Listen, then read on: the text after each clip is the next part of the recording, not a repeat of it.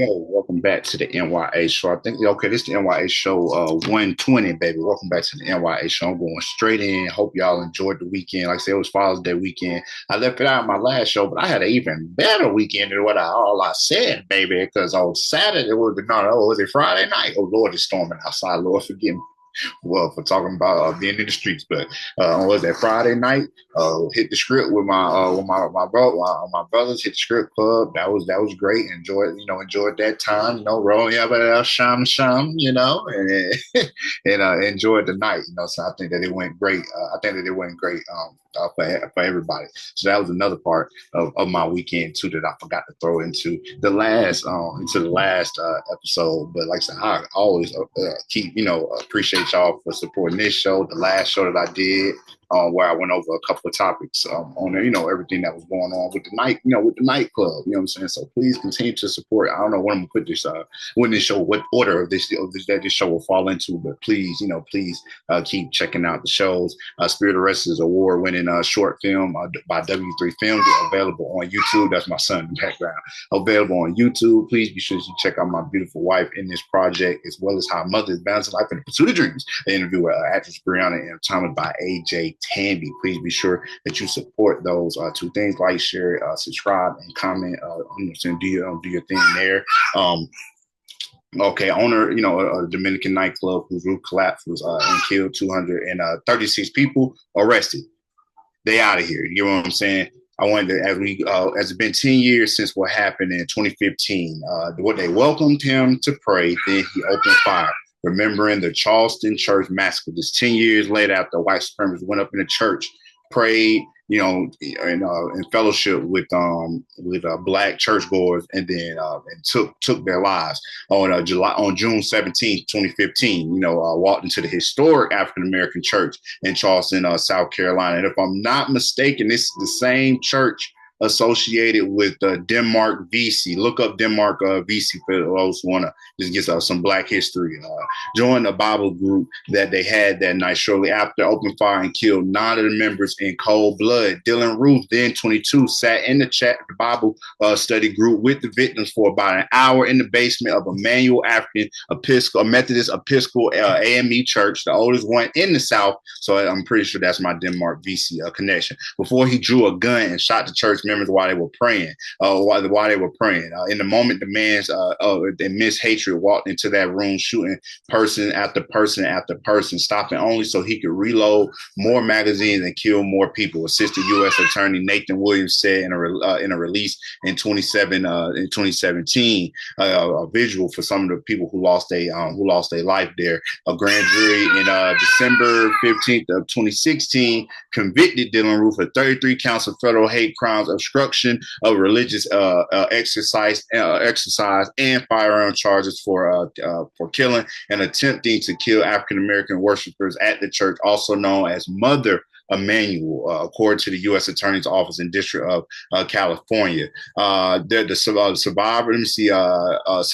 had to mourn the loss of friends and family who were murdered and learn to pick up the pieces of their lives in the aftermath. A 16-year-old survived the shooting, but her father, Reverend Clementa Pickney, 41, was murdered that night. Her mother, Jennifer Pickney, told NBC's Today Show that she credits Milena for saving her life. Knowing her lively 6-year-old daughter might disrupt the Bible study, Jennifer took Milena into the church office. So that's where she was at the time of this horrible massacre. And I don't even want to keep diving too deep, other than just saluting these people. I'm going to, if I make sure I put the full picture of everybody on the screen in the actual rebroadcast, put that there, and everybody be sure that you look into what happened during that time, and everybody that life that got affected by Dylanroof goofy ass going into a church. Like, he thought that he could break our spirit. That's what they be thinking that they can do when they do shit like that. But he still can break our spirit. Let me know what y'all thoughts on that as we reflect back on brothers and sisters who lost their life 10 years ago. And these stories hit harder because these are things that you actually do. And you see them damn planes falling out the sky, and you take planes all the time, your mind go to God damn, you know what I'm saying? Because you be on them planes. I've been on planes. You be like, man, what the Lord, what if this the one? You know what I'm saying? The thoughts that you have. So when you hear stories like this and you're going into church every week, and it don't have to be somebody that don't look like you. It could be somebody that do look like you, but just know that you in a church praying and a motherfucker will come in there and just take y'all lives just on some real nuthead shit. So please reflect back on that as we as we look at it 10 years later and what has changed in America. 10 years later, can you say that the same thing will happen tomorrow in this country? I can absolutely cannot say that it would not. Sorry, not the country that we've seen reflecting on over the last 10 years. So let me know what y'all thoughts are on that. Y'all reflections as we move into U.S. intel says Iran isn't a nuclear threat. Israel wants the U.S. to bomb it in anyway. I bring up what's happening over in, with the Iran and the Israel thing because the United States love to hop in something after one person go. You know what I'm saying? It could be one American and they'll come through and blast the whole hood. Over the State Department confirmed that it was a death of an older U.S. citizen in Ukraine because of a strike.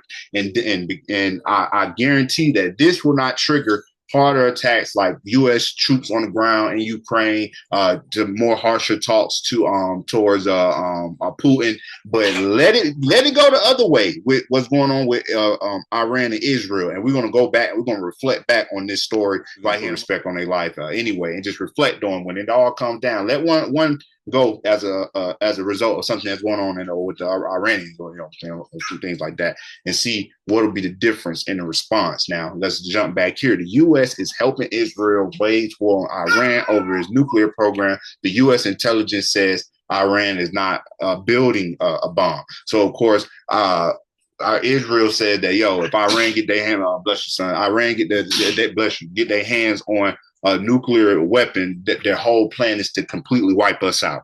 So we must do whatever we can to stop that by all means. In the United States, you better have our back with it because they're trying to wipe us off this motherfucker. That's the mentality that's coming out of Israel. Israel launched its war with Iran last week with what is called what's called a preemptive strike. We know that there's been retaliatory strikes that's been going on. Well, let's not forget that there's a war going on. Like I said, the Ukraine was going on in Ukraine with Russia and with Ukraine and Russia, and then here we are again, Israel and Hamas with the Hezbollah. They out of the way, Syria kind of out of the way for right now, but here we are again with them in Iran. Hopefully not to make a bigger war going on in that whole region. Okay, the wars that's going on in the Sudan that nobody seems to cares about. Still raging on right now. Unrest over in Haiti, still no election. That's still going on, but nobody necessarily cares. Now, Iran, according to the Israeli government, was dangerously close to producing a nuclear weapon. Israel needed to carry out a series of assassinations of military leadership, bombings in residential neighborhoods, and attack on nuclear production sites to stop them. So there have been attacks on top nuclear, like scientists, people killed in their homes, just strikes that went better. That were not that went better, but that were different than just hitting military bases or hitting in a city. It's like, I was at home, and then just like boom, you know what I'm saying, and I'm just gone, you know what I'm saying. That type of energy is that's what I mean when I'm talking about these other type of killings that occur. The U.S. has been providing a direct military support in the days since, using its defensive weapons system to shoot down ballistic missiles that Iran launched in retaliation for Israel's surprise attack. Israel wants more. The U.S. is in possession of a 30,000 pound bunker buster bombs that Israel says can punch through and destroy Iran's underground nuclear enrichment facility in Fordo. Israel is calling on the U.S. to join the war and launch a series of attacks in Iran's nuclear threat. So when it all goes down, they start bombing. You're like, why would they ever do this? Because they see how they mention underground. I didn't even think about the underground aspect. We got all of these people now that have underground this, underground that, undergroundness. So when it all's going down, they can just run underground like the goddamn roaches and the rats. That'll be the only thing that survive these type of crazy ass bombings and wipeouts. And they'll be down there chilling, and they can come up here and tell the story of what happened. And all of all of us, the non-fortunate, those that couldn't get it, everybody else just perished. And that's what happened in Ollie. That's what made me think about it. I'm like, yo, so they got the movement going on underground because they know how hard it can be being, on top of the ground doing those type of operations when you already know it's supposed to be in secret. They'll continue to assess, but according to the U.S. intelligence community, the threat is not real. They will continue to assess Iran is not building a nuclear weapon, and that Iran's supreme leader Ayatollah Ali Khamenei has not reauthorized the nuclear weapons program he suspended in 2003. On Saturday, Susan Miller, the former CIA station chief in Israel, who retired from the agency in 2024, told Spy Talk that current officials maintain that assessment. Iran has repeatedly said it does not intend to build a nuclear weapon, but insists on being allowed to develop nuclear power for the country's needs. Israel is estimated to possess 90 nuclear warheads and may have the ability to launch attacks with them by land, sea, and air. You know what I'm saying? Y'all are outnumbered, my nigga. That has not stopped Trump administration from underwriting Israel's war with Iran and running the risk of drawing further into the conflict. So Trump himself has adopted the Israeli framing of needing to prevent Iran from producing a nuclear weapon. What a shame and a waste of human life, Trump wrote on Truth Social on Monday, simply stated, Iran cannot have a nuclear weapon. I said it over and over again. Everyone should immediately evacuate Tehran. The U.S. has already poured, like I say, billions into Israel's war machine, advanced weaponry, and able to air-to-air missiles. The U.S. is also the primary supplier of all of Israel's combat aircraft and most of its bombs and missiles. You know what I'm saying? That's another thing. So what do you think about the continued bombs that are happening? The one, like I said, this war that seems to be beginning with our support, and how, and what that'll do for it. It'll affect us at the pump. It seems to go up and down and affecting us at the pump. That's something I can say, off rip. And of course, it will lead to more people coming to the country in the midst of what they say is, in the midst of what they're saying is all these ICE crackdowns. You see how the white South Africans were able to come over here in the midst of while they're trying to get so many people out. And then if anything is to really go down in Iran, the allies and shit there, they'll be allowed over here and they'll be taking care of them and things like that. It only leads to more aiding when they just can't come to an agreement not to go into further war. So Iran and Israel are attacking each other. They on a lighter note, but at the same time, a couple of Israelis been killed. I believe it was like 3 or 4 yesterday. And then I believe Israel got maybe 24 people in it's a strike that happened yesterday. Let me see. Well, here we go. Israeli strikes have prompted waves of retaliatory ballistic missiles and drones from Iran. Israel said at least 24 people have been killed with about 600 injured. The U.S. military has repeatedly helped defend Israel from Iranian attacks. The Pentagon did not respond to questions about what American assets were used or how many interceptor missiles were employed to defend Israel. So let me know what y'all thoughts are on this story. Like I said, we reflect on 10 years since Dylanroof nuthead ass ran into AME and took the lives of churchgoers as they prayed, as well as this was heating up between Iran and Israel, and how the United States support only draws us closer and closer into that, as well as the State Department has confirmed the death of a U.S. citizen in Ukraine and condemns the strikes. Condemns the strikes. So let's see how things go from this standpoint from there on. It's the N.y.a show, episode 120. Appreciate the continued support of the show, and please get right back. I'll be getting right back with y'all with another episode.